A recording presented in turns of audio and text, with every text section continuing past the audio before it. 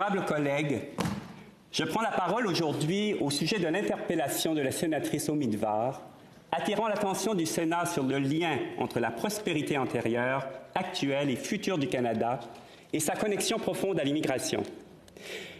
Je souhaite remercier du fond du cœur Madame la sénatrice pour son engagement inégalé dans la défense des droits des immigrants et sur les questions de diversité et d'inclusion.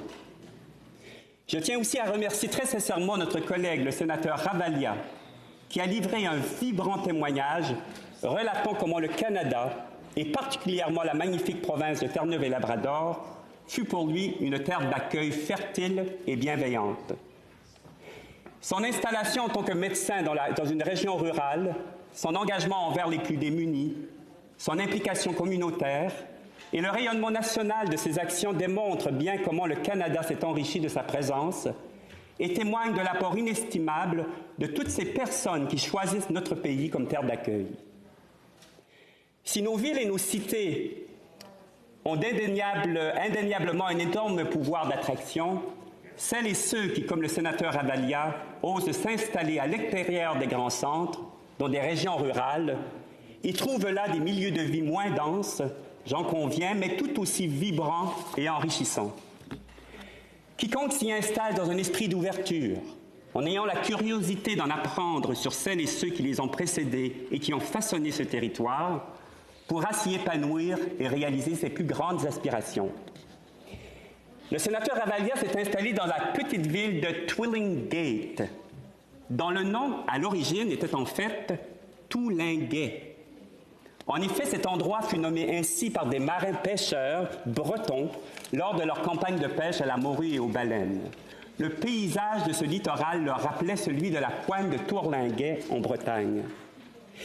C'est donc dire que ce n'est pas d'hier, collègues, que notre vaste territoire, habité depuis des millénaires par les peuples autochtones qui nous ont accueillis si généreusement et auxquels nous devons tant, a un pouvoir d'attraction et fascine tant de francophones partout dans le monde.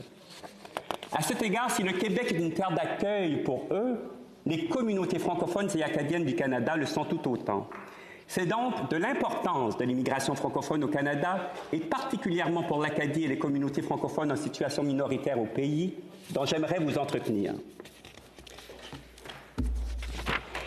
Rappelons d'abord que la loi sur l'immigration et la protection des réfugiés a notamment comme objet, et je cite, « d'enrichir et de renforcer le tissu social et culturel du Canada dans le respect de son caractère fédéral, bilingue et multiculturel, de favoriser le développement des collectivités des langues officielles minoritaires au Canada. » Il est aussi précisé, et je cite, que l'interprétation et la mise en œuvre de cette loi doit avoir pour effet de soutenir l'engagement du gouvernement du Canada à favoriser l'épanouissement des minorités francophones et anglophones du Canada.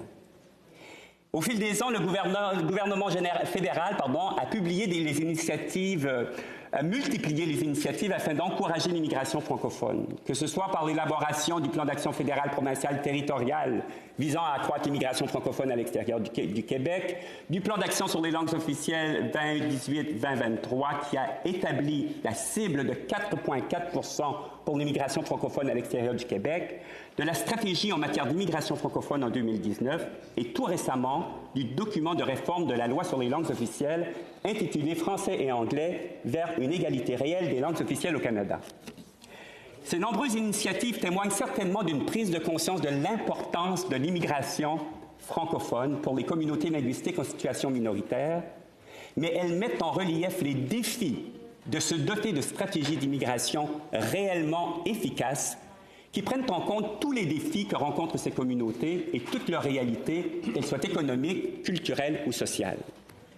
Le document de réforme déposé par la ministre du Développement économique et des langues officielles prévoit inclure à la loi sur les langues officielles une obligation pour le ministre de l'Immigration de présenter un plan d'action pour l'immigration francophone, et ce, afin de pérenniser cette pratique. Le gouvernement propose donc que la loi modernisée encadre une politique d'immigration francophone et soutienne la francisation des nouveaux arrivants, et je cite, « d'une façon adaptée à la réalité des provinces et des territoires et en collaboration avec les gouvernements provinciaux et territoriaux ». Cet engagement, combiné aux plus récentes annonces quant au pointage attribué aux candidats d'immigration d'expression française, et à l'absence de limite de candidats, me semble de bon augure, mais il faudra attendre de savoir quels seront les résultats tangibles de ces stratégies avant de crier victoire. Mais quel est donc le portrait de l'immigration francophone au Canada de nos jours, collègues? Sans vous submerger de chiffres, voici quelques informations éclairantes. Selon le rapport annuel de l'IRCC au Parlement en 2019, l'immigration francophone à l'extérieur du Québec représentait 2,82 % de tous les résidents permanents admis au Canada hors Québec, alors que la cible fixée est de 4,4 %.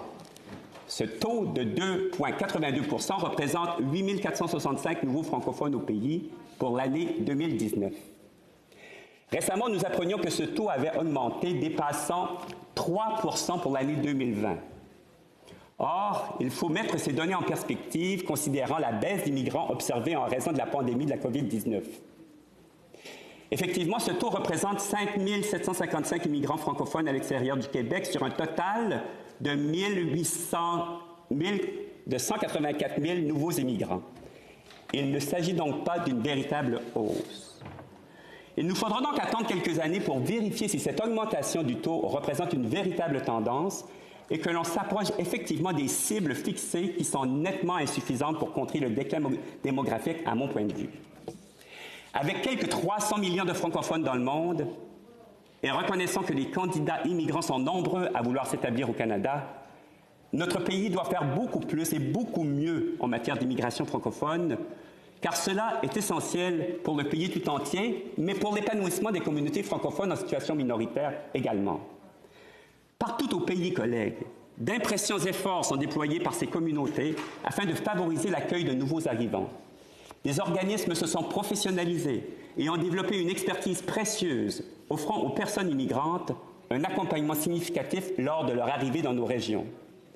Cela dit, bien que vibrantes et actives en matière d'immigration, les communautés francophones en situation minoritaire font face à de nombreux défis. Le premier, et non le moindre, est la diminution de leur poids démographique. En utilisant le français comme première langue officielle parlée, Statistique Canada a établi des prévisions selon lesquelles, en 2036, cette proportion de la population canadienne atteindrait 3 % si rien n'est fait. Considérant qu'en 2071, nous étions 6,6 %, cela a de quoi faire réfléchir. En plus du déclin démographique, nombreuses sont ces communautés qui évoluent dans des régions rurales. Comme nous le savons, les régions rurales canadiennes sont presque toutes confrontées à un exode vers les grandes villes où les perspectives d'emploi sont parfois plus diversifiées. Aussi, il est impératif de donner priorité à des actions concrètes en immigration qui tiennent compte de ces réalités. À cet égard, je rejoins les propos de la sénatrice Omidvar quand elle dit, et je cite, qu'il serait avantageux d'avoir une vision multidimensionnelle et d'accepter qu'une économie a besoin de travailleurs et de gens talentueux à tous les postes. Fin de la citation. Et je rajouterais, et ce, partout au pays, autant dans les régions rurales qu'urbaines, autant dans les communautés francophones qu'anglophones. Des stratégies en immigration francophone tenant compte de toutes ces réalités permettraient de réellement diversifier la répartition de l'immigration au pays et de s'éloigner du pôle Montréal, Toronto, Vancouver, ville par ailleurs que nous aimons bien. Certaines études expriment clairement la particularité des communautés francophones en situation minoritaire comme communauté d'accueil. La région de l'Atlantique, par exemple, se caractérise entre autres par des régions rurales où le multiculturalisme est beaucoup moins présent qu'ailleurs au pays et où les communautés francophones, bien que minoritaires, sont importantes et possèdent une identité culturelle forte. Dans cette région, le peuple acadien compose la presque totalité de la population francophone. La personne immigrante d'expression française souhaitant s'y établir, attirée par cette culture vibrante, se retrouve cependant parfois dans un contexte majoritaire anglo-dominant où l'intégration socio-économique peut s'avérer plus ardue sans la maîtrise de l'anglais. Les aspirants immigrants doivent être conscients de cette réalité avant de s'y installer. Plusieurs autres enjeux se posent pour les candidats à l'immigration dans la région francophone. L'information sur les opportunités de travail fournies en amont de leur décision d'immigrer doit être conforme à la réalité du territoire. Comme l'intégration au milieu de l'emploi est centrale au projet migratoire, c'est une information essentielle à leur transmettre avant leur arrivée. Les missions de promotion menées à l'extérieur du pays, par exemple, doivent fournir aux aspirants immigrants des renseignements clairs quant aux démarches devant être complétées pour la reconnaissance des diplômes en vue de l'obtention d'un emploi correspondant aux attentes de la personne immigrante. À cet égard, des discussions importantes doivent avoir lieu avec les ordres professionnels pour la reconnaissance des diplômes et avec les établissements d'enseignement post-secondaire afin qu'un maximum d'expérience acquise d'un nouvel arrivant soit reconnu et crédité. Enfin, les renseignements sur le contexte culturel, économique et social de ces communautés, ainsi que sur les processus d'accueil, doivent être intelligibles et culturellement appropriés. Voilà, collègues, quelques-uns des enjeux que rencontrent les communautés francophones et acadiennes du Canada et dont le gouvernement fédéral et les gouvernements provinciaux et territoriaux doivent tenir compte dans l'élaboration et la mise en œuvre de leur stratégie en matière d'immigration. En conclusion, si aujourd'hui je brosse ce portrait des défis entourant l'immigration francophone dans les communautés de milieux minoritaires, c'est avant tout pour nous éveiller à cette réalité. Mais je m'en voudrais, collègues, de conclure sans témoigner des innombrables succès que rencontrent les communautés francophones en milieu minoritaire dans leur capacité à accueillir de nouveaux arrivants. Malgré les obstacles, ces communautés travaillent d'arrache-pied pour accueillir des nouveaux arrivants et sont profondément reconnaissantes lorsqu'une personne immigrante et sa famille les choisissent pour vivre cette expérience d'immigration. Lors des récentes élections municipales au Nouveau-Brunswick, la municipalité de Shippagan a élu le premier maire noir d'origine africaine du Nouveau-Brunswick. Et nous en sommes très fiers. M. Kassim Doumbia, originaire de la Côte d'Ivoire, est arrivé au Nouveau-Brunswick en 2007. Très actif dans sa communauté, il était conseiller municipal et il occupe aussi la vice-présidence de la Société nationale de l'Acadie, l'organisme porte-parole du peuple acadien sur la scène nationale et internationale. Je tenais donc à souligner son engagement de sa communauté ainsi que son parcours inspirant. Collègues, ces personnes qui immigrent chez nous, elles sont des restaurateurs, des gens d'affaires, des pêcheurs, des agriculteurs. Elles sont des élus, des universitaires, des éducateurs, des artistes, des gestionnaires. Elles sont de tous les métiers et de toutes les professions. Mais elles sont avant tout des êtres humains, animés d'un désir profond de s'épanouir, de se construire une vie dans ce nouveau pays, de s'intégrer à nos communautés et de contribuer à notre pays. Je crois sincèrement que nous pouvons réussir cette rencontre entre nos communautés et les personnes immigrantes. Il en va de l'avenir de notre pays, mais avant tout, il en va de l'avenir des personnes qui prennent la courageuse décision de poursuivre leur vie dans notre pays, le Canada. Je vous remercie de votre attention.